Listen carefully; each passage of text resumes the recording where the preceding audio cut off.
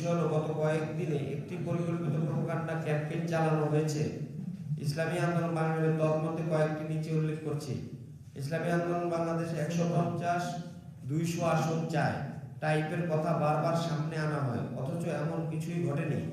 হ্যাঁ, বা দেশব্যাপী জরিপ চালিয়ে সম্ভব 143টি আসনকে এ গ্রেডের উল্লেখ করে আলোচনার টেবিলে রাখা হয়।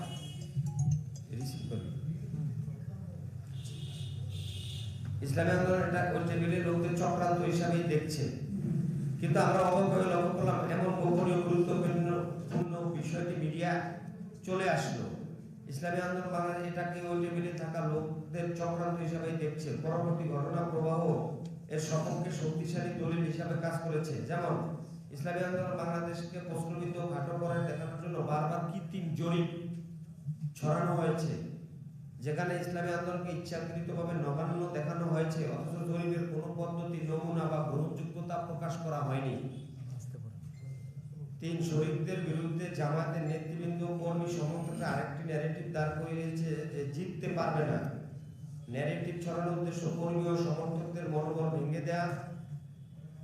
বাস্তবতা হলো ইসলামী আন্দোলন বাংলাদেশের বিভিন্ন এলাকায় একাধিক নির্বাচনে লক্ষাধিক ভোট পেয়েছেন।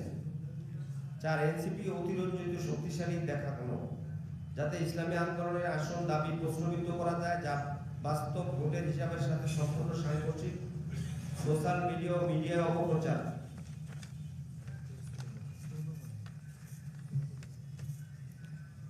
ইসলামী আন্দোলনকে অপ্রাসঙ্গিক প্রমাণের চেষ্টা। আসন সমঝোতার আলাপ আসার পরপরই শুরু হলো ইসলামী আন্দোলনকে অপ্রাসঙ্গিক করার চেষ্টা, ঐক্যের বদলে বিভ্রান্তি তৈরির কৌশল অবলম্বন করা।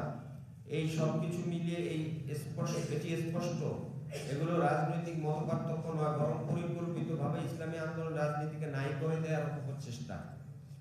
আজ কিছু প্রশ্ন স্বাভাবিকভাবে উঠে আসে। যদি সবাই একসাথে জিতবে, তবে কেন শহীদদের দুর্বল প্রমাণের চেষ্টা? যদি সমঝোতা আন্তরিক হয়, তবে কেন ভেতরে ভিতরে ভিন্ন ন্যারেটিভ? ইসলামী আন্দোলন যদি জিততেই না পারে, তবে তাদের ভয় কেন? এই প্রশ্নগুলোর উত্তর জামাতকে দিতে হবে। ইসলামী আন্দোলন অবস্থান। ইসলামী আন্দোলন বাংলাদেশ পরিষ্কারভাবে বলতে চায়, আমরা ঐক্যের পক্ষে, আমরা নিয়মতান্ত্রিক ও সম্মানজনক সমঝোতার পক্ষে। আমরা ইসলামী রাজনীতিকে একক মালিকানায় পরিণত করার বিপক্ষে। ইসলামী আন্দোলন কারো করুণা বা দয়ার রাজনীতি করে না।